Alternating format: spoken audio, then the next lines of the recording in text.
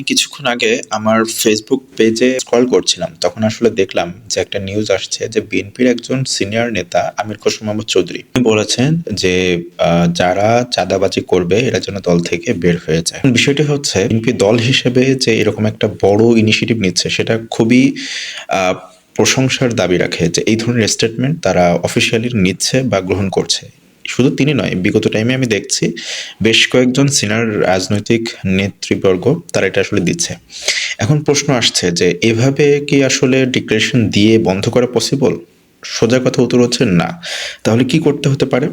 দেখুন, একটা হতে পারে যে আপনারা যাদেরকে দলে পদ পদবি দিচ্ছেন তারা বিগত টাইমে কি করেছে, কোথাও চাঁদাবাজি করেছে কিনা, তারা দলের সঙ্গে ছিল কিনা, নাকি তারা নতুন দল এসেছে, তাদের বংশ পরিচয় বা তারা আসলে তাদের ইনকাম সোর্সটা কিভাবে কাজ করে বা তাদের আসলে লাইফ লিডটা তারা কিভাবে করে, তাদের ওঠা বসা কাদের সাথে, বিগত টাইমে তারা বিএনপি দলের সঙ্গে ছিল কিনা, এই ধরনের প্রশ্নগুলো, এই ধরনের তথ্যগুলো জেনে সেই সমস্ত মানুষগুলোকে আসলে পদে আপনারা নিয়ে আসতে পারেন। তাহলে কি হবে, এই যে চাঁদাবাজি করার প্রবণতা এটা অনেকাংশেই কমে আসবে।